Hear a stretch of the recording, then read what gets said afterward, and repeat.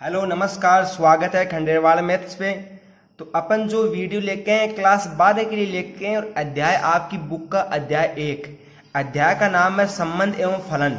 देखो अपन क्लास 12 के लिए अपन जो चैप्टर 3 है आपका अवयव जिसे मैट्रिक्स बोलते हैं वो भी आपका चल रहा है, तो साथ साथ वो भी चलेगा, साथ साथ में अपन संबंध एवं फलन भी लाते रहेंगे। तो आज संबंध और फलन के लिए मैं सबसे पहले बात करूंगा प्रांत, सह प्रांत और परिसर के लिए बात करूंगा। तो अपन आज बात करेंगे प्रांत क्या होता है, सह प्रांत क्या होता है, परिसर क्या होता है। पहले मैं आपको पूरा क्या बताऊंगा, बेसिक बताऊंगा। पूरा बेसिक बताने के बाद अपन एक एक क्वेश्चन विद एग्जाम्पल के साथ करेंगे। आपकी बुक का ऐसा कोई क्वेश्चन नहीं होगा जो हम आपको नहीं बताएंगे। तो अपन एग्जाम्पल के साथ साथ पूरे क्वेश्चन करके पूरा बेसिक के साथ स्टार्ट करते हैं। तो अपन बात करते हैं कि सबसे पहले प्रांत क्या है। तो मैं सबसे पहले आपको प्रांत और परिसर के बाद में समझा देता हूं। आपको डेफिनेशन से तो मतलब होता नहीं है। देखो 11वीं क्लास में आपने फलन तो पढ़ा होगा, फलन क्या होता है। अब आपने प्रांत, सह प्रांत और परिसर भी पढ़ा था, लेकिन मेरा दायित्व तो बनता है फिर से बताने का। मैं गारंटी देता हूं आज से आप मेरे को 12वीं क्लास के जो स्टूडेंट्स हैं वो मेरे से जुड़ जाएंगे, उनको पूरी बुक करवाई जाएगी, पूरी बुक का एक एक क्वेश्चन करवाया जाएगा। चलो बातें बहुत हो चुकी है, अब स्टार्ट करते हैं अपना टॉपिक। तो देखो बात करते हैं प्रांत, सह प्रांत और परिसर की। देखो सबसे पहले बात करते हैं कि प्रांत को इंग्लिश में बोलते हैं डोमेन। क्या बोलते हैं? डोमेन। इसको प्रांत को इंग्लिश में बोलते हैं डोमेन, ठीक है। और सह प्रांत को इंग्लिश में बोलते हैं कोडोमेन। क्या बोलते हैं? को डोमेन। और परिसर को इंग्लिश में बोलते हैं रेंज। क्या बोलते हैं? रेंज। ये अभी आपको नाम याद रखना जरूरी है। इसको बोलते हैं डोमेन, इसको बोलते हैं कोडोमेन और इसको बोलते हैं रेंज।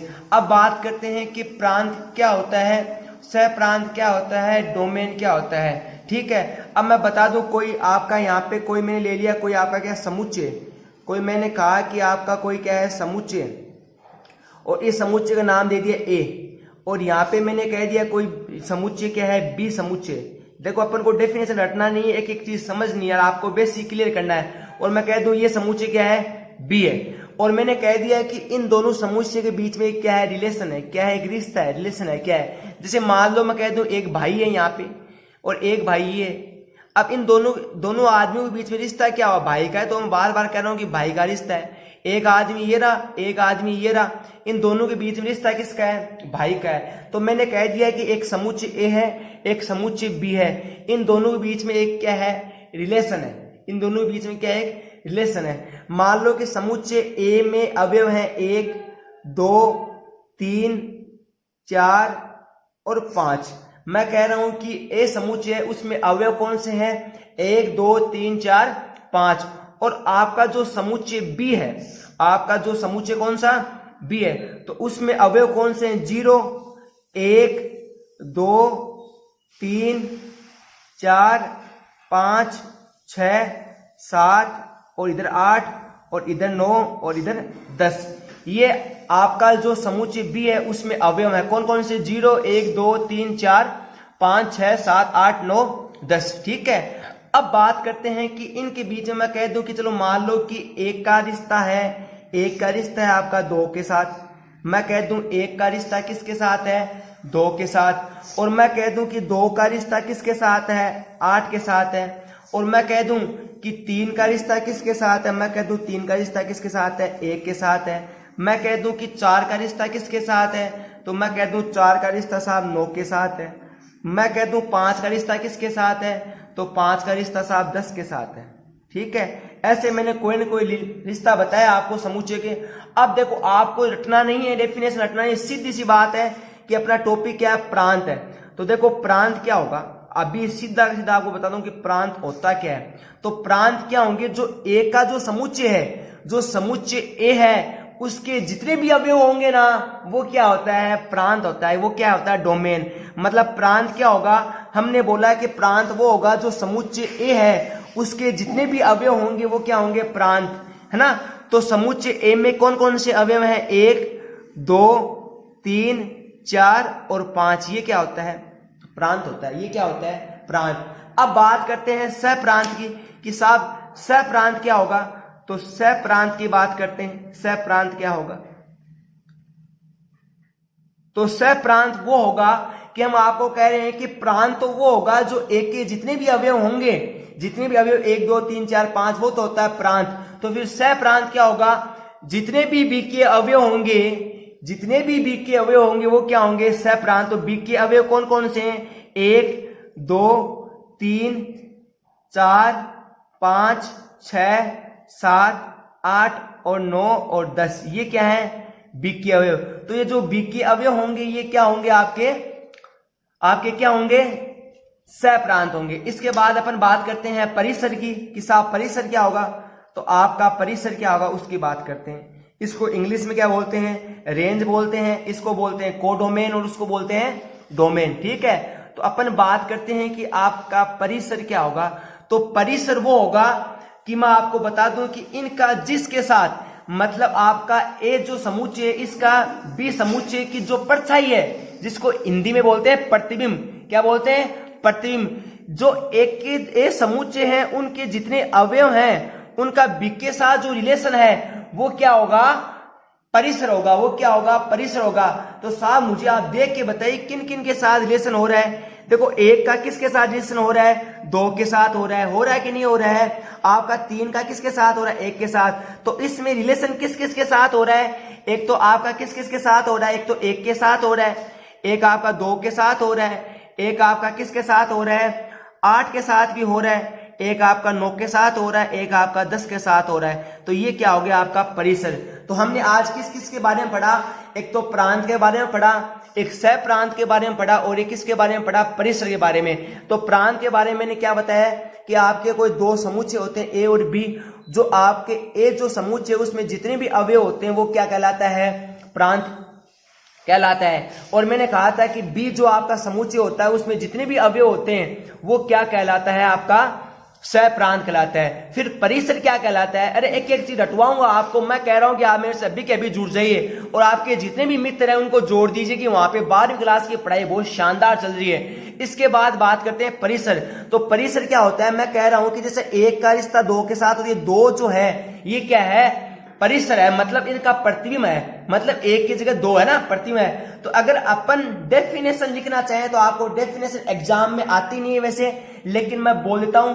मैं कहता हूं कोई फलन है, फलन ए से बी है, ठीक है। मैं समुच्चय ए को एफ फलन का डोमेन तथा समुच्चय बी को एफ का सह डोमेन तथा समुच्चय बी के उन अवयव का समुच्चय जो ए के अवयव के फलन का क्या हो, प्रतिबिंब होता है। ठीक है, अब मान लो कि आपको मैं एक एग्जाम्पल और लेके बताता हूं, आपको एक एक एग्जाम्पल लेके बताता हूं।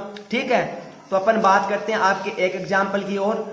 अब मैं आपको एक एग्जाम्पल लेके और बताता हूं। तो एग्जाम्पल क्या है, जैसे मैंने आपको ले लिया एग्जाम्पल, सपोज करो मैंने कह दिया कि आपका f इक्वल टू मैंने ले लिया x plus equal to x plus 1 ले लिया। मैंने f इक्वल टू कितना ले लिया, x प्लस 1 ले लिया।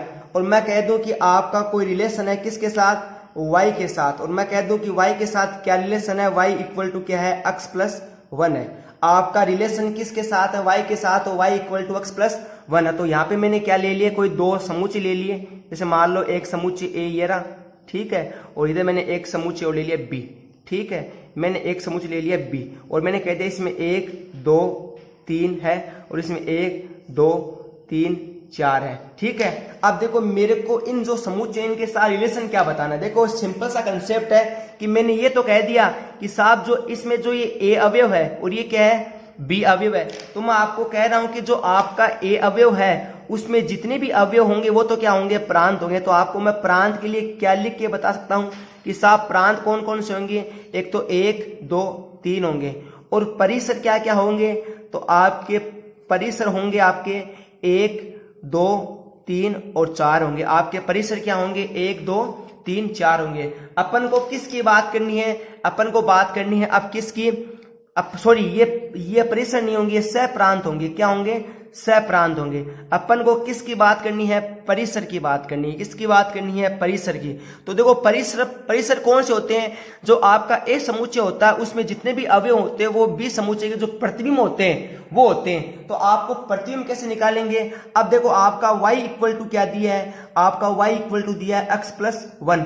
आपका y इक्वल टू कितना दिया है, x प्लस 1। अगर मैं x इक्वल टू 1 रखूं, x इक्वल टू क्या रखूं, 1, तो y इक्वल टू कितना आएगा, 1 प्लस 1 कितना आया, 2 आया। अगर मैं x इक्वल टू क्या रखूं, 2 रखूं, तो आपका y इक्वल टू कितना आएगा, 2 + 1 कितना आएगा, 3 आएगा। अगर मैं x इक्वल टू कितना रखूं, 3 रखूं, तो आपका y का मान कितना आएगा, 3 + 1 = 4। तो आपका क्या क्या संबंध आया, आपका संबंध आया कि अगर 1 का रखा तो 1 का संबंध किसके साथ आया, 2 के साथ आया।